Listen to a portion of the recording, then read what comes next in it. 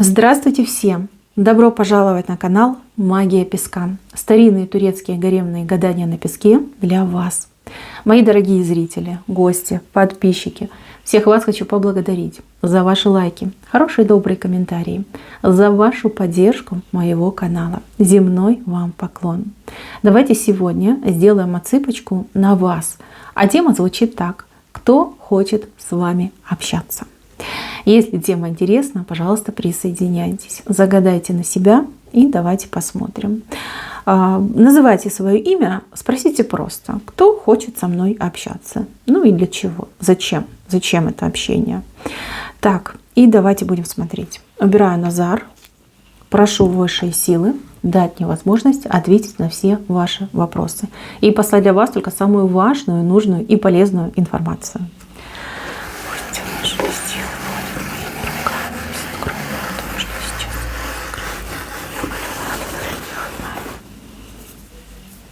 Ой, смотрите, какой-то мужчинка с цветами у вас прям на пороге стоит. Красавчик, красавчик. С левой стороны идет сюрприз. Сюрприз. Это будет для вас сюрприз. Но раз он идет с цветами, значит, он вам знаком. Значит, какие-то искорки между вами уже пробежали. Мои хорошие, у кого-то отыграется мужчина знакомый, но с кем вы давно не виделись. Либо мужчина, который без предупреждения сделает вам такой сюрприз. Вот появится с цветами на пороге, там, не знаю, с шампанским, с какими-то подарочками, да, просто идет вас завоевывать и очаровывать. Так, мужчина худенький, по росту не скажу, может быть и выше вас, а может быть и ниже вас, но то, что он худенький, это 100%. Интересный, мысли у него интересные. У него, кстати, мысли, знаете, вот нога. То есть либо на постоянно к вам приехать, переехать, объединиться, либо вас в будущем с собой куда-то увезти. Причем увезти подальше. Вот, явно очень серьезные намерения, ну и просто прекрасные планы, на мой взгляд. Да? Не обманщик, не лукавый, не жулик, не аферист, не Альфонс, да? Не какой-то там Казанова. Нормальный, адекватный мужчина. Мужчина с решением. Решение очень простое. Любить и быть любимым. Все. С любимой женщиной создать семью. Хорошие, теплые, добрые отношения. Он к вам идет за будущим. Вот так вот, девочки. Когда появится, ну буквально в течение либо суток, либо 2-3 дней. Понимаете, это совсем рядом, прям в корне у нас выходит. Вот его дорожка. Видите, он уже в дорожке. Вот-вот появится. Очень, кстати, и неплохой вариант, девочки. Так, кто еще хочет с вами общаться? Очень похоже на интернет. Может быть, вы кого-то заблокировали недавно, либо с кем-то, вот как это называется, да, подписка взаимная, либо дружба, да, в интернете. Вы либо не одобрили этого человека, либо этот человек вам написал, а вы до сих пор не ответили. Какой-то человечек заинтересован в общении с вами. Я не могу сказать, мужчина или женщина. Вот честно, не могу сказать. Но могу сказать точно, что мысли у этого человека по отношению к вам очень добрые, очень открытые. И здесь действительно искреннее желание с вами общаться. Вот не пользоваться вами, не обманывать вас, а именно дружить, общаться и как-то выстраивать плотные отношения. Если это мужчина, ухаживать за вами будет. Если это женщина, возможно, станет вам подругой, советчицей, да, будет к кому обратиться, либо у вас появится возможность кому-то помочь, подсказать. Да, может быть, вы обладаете какими-то узкими специфическими знаниями. Так, дальше идем. Это кто-то из родственников, это ваши родственники, может быть, даже родственники вашего, допустим, супруга, да, если вы в браке. Какие-то люди больше похожи на семью. Семья, причем семья небольшая, то есть там 2-3 человека максимум. Люди на каком-то удалении от вас, очень далеко от вас находятся. О вас очень часто вспоминают, очень часто, о чем-то очень жалеют. Желание либо узнать, как у вас дела, либо вам чем-то помочь. Ну, то есть, как вину свою чувствуют и говорят, ну, пример, да, вот почему мы не общались, почему у нас нет номера телефона, почему мы не знаем там имейл, да, почему у нас нет никакого адреса. Очень хочется что-то для вас сделать, хорошее сделать, да, либо хотя бы разузнать, как вы, что вы, может быть, нужна помощь. Они готовы вот прям последнее отдать, но найти вас они никак не могут. Ну, вот совершенно никак. Ну, вот телефона нет, адреса нет. Ну, где искать людей? Может быть, как-то приблизительно они знают, где вы проживаете, да, либо где по их памяти вы должны проживать, но никого не знают, вот с кем связаться, как искать. Постоянно идут разговоры на эту тему, как найти, где, почему, от чего, кому обратиться. Возможно, даже они посещали какие-то учреждения. Но я не знаю, есть ли сейчас такие программы, которые помогают людям искать друг друга. Но вот какие-то действия они совершали. С правой стороны идут, ну, это родные люди. Либо вам родные, либо вашему, например, партнеру родные. Желание действительно найти друг друга и желание, ну, вот, искупить эту вину, что-то вину они свою чувствуют, и вам хотя бы чем-то помочь, да, как-то поучаствовать в вашей жизни, в вашей судьбе. То есть очень переживают. Так, если вы знаете о каких-то своих родственниках, либо ваш партнер рассказывал о своих родственниках, которые где-то там далеко-далеко от вас проживают, но тут очень значительное расстояние. Если у вас есть возможность как-то с ними связаться, не стесняйтесь, дайте о себе знать. Они этому очень-очень обрадуются. Правда, они вас ищут. Последние несколько месяцев, а у кого-то и лет, они вас ищут. Действительно ищут, но найти вас не могут. Так, мои хорошие, идем дальше. Какой-то домик, может быть, это дача, может быть, это дом ваших, ну, например, предков, да? Какие-то соседи. Что-то происходит. Вот мне показывают домик, и что-то с этим домиком происходит. Может быть, кто-то хотел бы купить, либо домик нужно ремонтировать, может быть, какие-то документы оформлять. Вас разыскивают люди, которые заинтересованы в этом домике. Либо люди, которые хотели бы вам помочь с этим домиком. Если у вас есть какое-то имущество, либо наследство, либо какой-то загородный дом, о котором вы забыли, проверьте, пожалуйста. Очень похоже на какие-то бумаги, оформление каких-то бумаг. Оформление. Вам либо нужно оформить бумаги, либо действительно кто-то желает купить, например, этот домик. Но почему-то сложно на вас выйти, либо сложно узнать, где вы, да, кто хозяин. А может быть, это наследство, которое нужно оформлять, а вы не знаете. Вот, вас разыскивают вот именно по какой-то официальной части, документы. Вы нужны для того, чтобы оформить документы. Подумайте, мои хорошие. Я понимаю, что это не для всех, но, возможно, кого-то разыскивают именно по наследству, либо по купле-продаже, по оформлению чего-то. Так. Здесь чей-то бывший вылез. Причем бывший, либо парень бывший ваш, либо первый муж, я не знаю. То есть вы с этим человеком очень давно не виделись, очень давно. Может быть, лет 15-20 прошло. Очень давно не виделись. Как это вы очень нехорошо расстались, очень нехорошо. Человек либо просто пропал из вашей жизни без объяснений, либо так случилось, что вы, например, могли пропасть. Человек вас сейчас разыскивает, очень интересуется вашей жизнью. И тут желание, знаете, какое? Вам что-то сказать, либо попросить у вас прощения за что-то.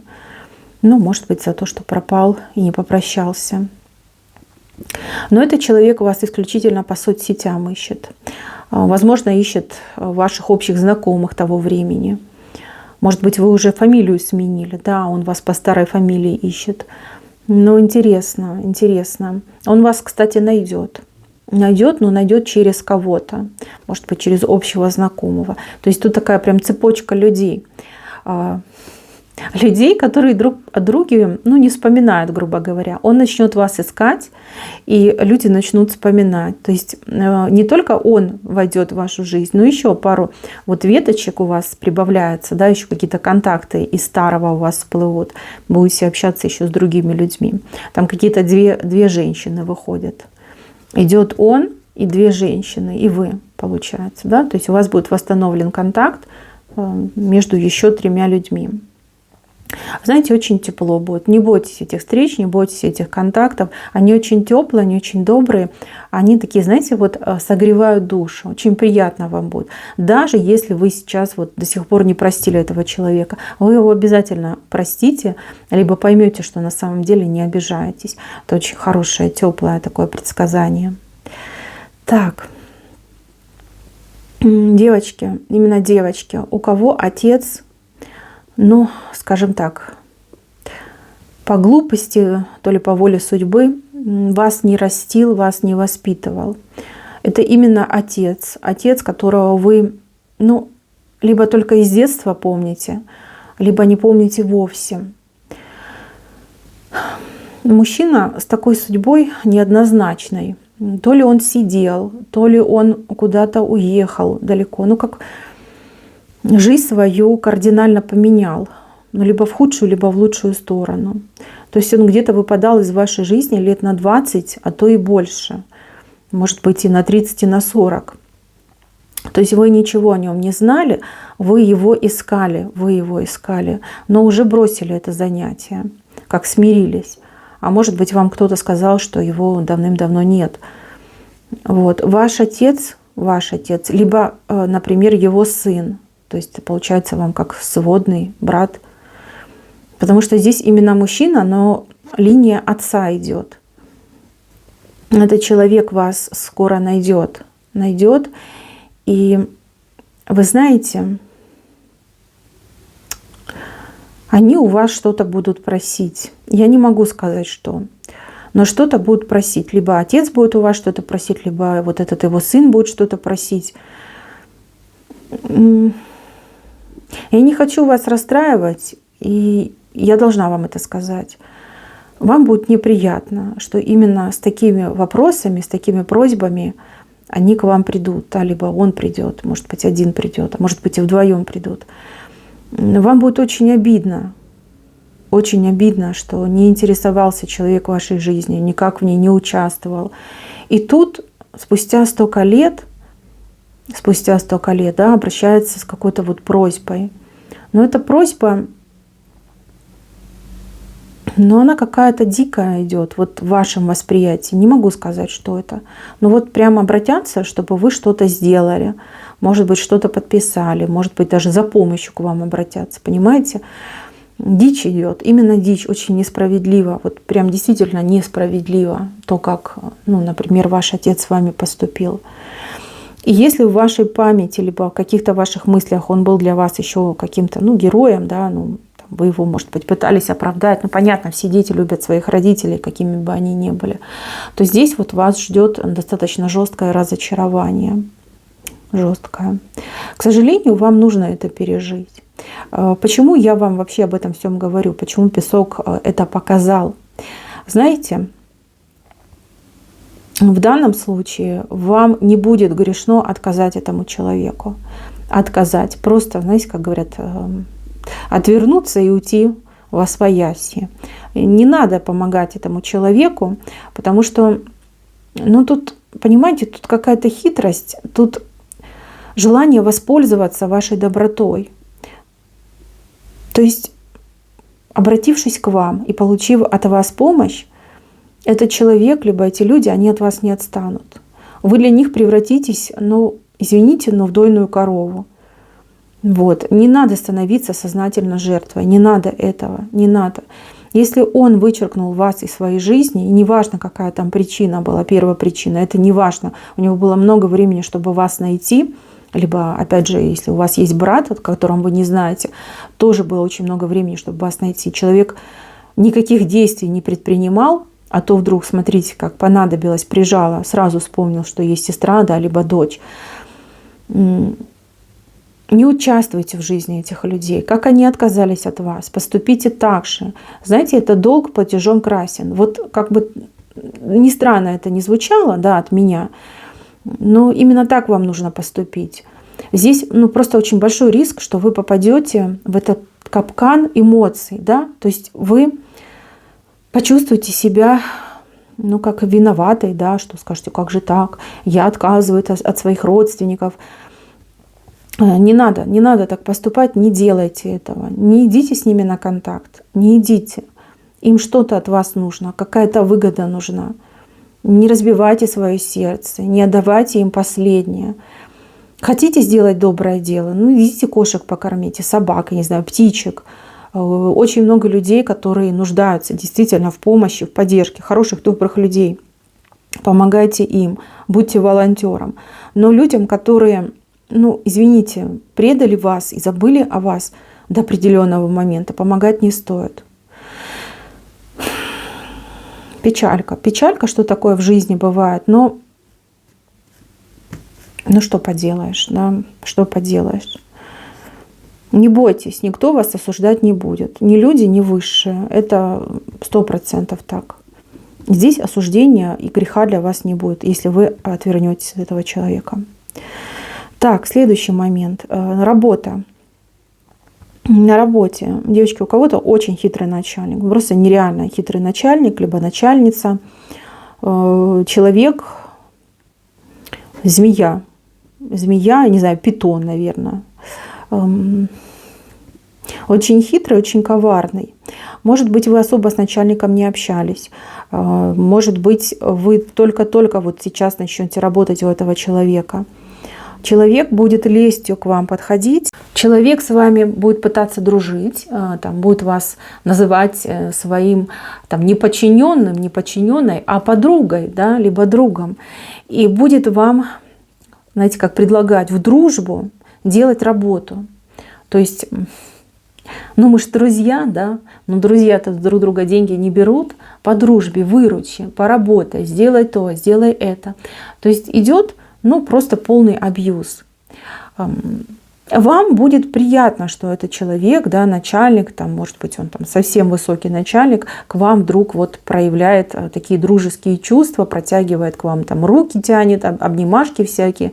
Не верьте этому человеку. Это идет именно абьюз. Человек не хочет платить, человек не хочет тратиться, человек ищет именно такую выгоду через такой маневр. Да. Мы же друзья, да, пожалуйста, поработай, задержись, возьми дополнительную работу, но при этом я не могу тебе платить, мы же друзья, что же я буду тебя деньгами обижать, мы же по дружбе, да, видишь, я с тобой дружу. Кстати, могут быть даже такие моменты, связанные с вашими коллегами, когда коллеги, которые, например, особо дружеских чувств к вам не питали, вдруг по какому-то наитию прям начнут проявляться со всех сторон и просить вас, опираясь на дружбу, чтобы вы для них что-то делали, либо делали за них какую-то работу.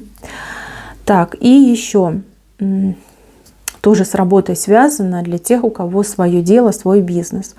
Могут появляться люди, которые будут предлагать вам показать свое мастерство. Допустим, вы мастер по наращиванию ногтей. Приходит к вам новый клиент и говорит: да, мне все нравится, я посмотрела отзывы, я посмотрела фотографии ваших работ, я такой человек, у меня без вопросов, я всегда за все плачу щедро, но я хочу, например, пробу получить, да, сделай мне маникюр, я посмотрю, как это выглядит, как это носится, и потом уже на постоянке будем с тобой работать.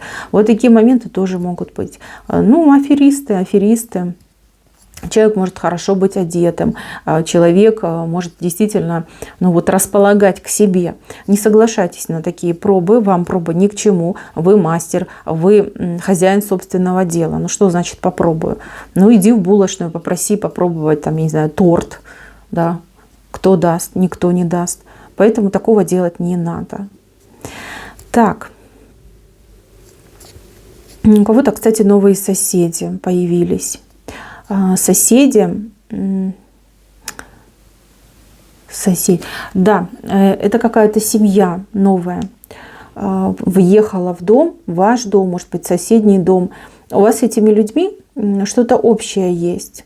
Может быть, вы любите кошек, у вас есть кошка определенной породы, у этих людей есть эта кошка. Может быть, собачка, может быть, у вас автомобили одной и той же марки. Что-то у вас есть общее с этими людьми. А может быть, у вас дети одногодки. Вас этим людям кто-то порекомендует именно к вам подойти и обратиться.